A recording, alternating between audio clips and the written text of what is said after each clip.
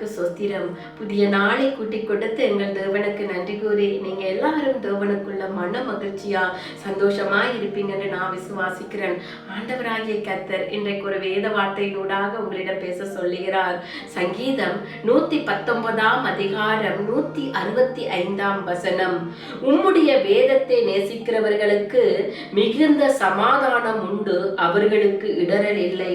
என் அன்பான சகோதர சகோதரிகளே, யாரெல்லாம் வேதனைகள் மத்தியில கடந்து போய் கொண்டிருக்கிறீங்க, துன்பத்தின் நடுவில் நிற்கிறீங்க, எனக்கு சமாதானம் இல்லை, சந்தோஷம் இல்லை, நல்ல உறக்கம் இல்லை, எனக்கு யார் நல்ல ஆலோசனை சொல்லக்கூடும், என்னை சரியான பாதையில் நடத்தக்கூடும் என்று யோசிச்சு கொண்டிருக்கிறீங்களா? புலம்பிக் கொண்டிருக்கிறீங்களா? ஆண்டவருடைய வேதத்தை தியானியுங்க. வசனம், ஆண்டவருடைய வார்த்தை உங்களோடு பேசும், உங்களை நல்ல வழியில் அழைத்து கொண்டு போகும். இவை அவ்வளவும் சத்தியம், உண்மையுள்ள வார்த்தைகள். உம்முடைய வேதத்தை நேசிக்கிறவர்களுக்கு மிகுந்த சமாதானம் உண்டு. உங்களோட வாழ்க்கையில சமாதானம் வேணுமா, சந்தோஷம் வேணுமா, நீங்க நிம்மதியா வாழணுமா? ஆண்டவருடைய வேதத்தை தியானியுங்கள். நல்ல நேசர் உங்களை நல்வழிப்படுத்துவார், சரியான பாதையில் உங்களை நடத்தி செல்லுவார்.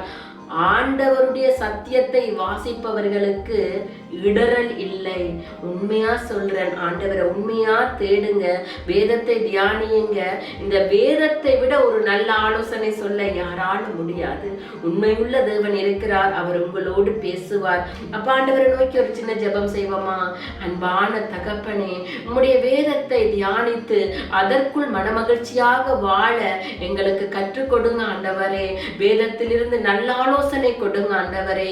இதை தியானித்து அதை எங்கள் வாழ்க்கையில் ஒவ்வொரு நாளும் நாங்கள் நடைமுறைப்படுத்தி உம்முடைய பாதையில் நடந்து வர, உம்மை கிட்டி சேர எங்களுக்கு உதவி செய்யுங்க. இயேசுவின் நாமத்தில் ஜெபம் கேட்டு நிற்கிறோம் பிதாவே, ஆமென். நீங்கள் எல்லோரும் மிகவும் விசேஷமானவங்க. நீங்க ஆண்டவர் உங்களை ஆசீர்வதிப்பார். தினமும் வேதத்தை வாசியுங்கள், அவருடைய வழியில் நடந்து வாருங்கள்.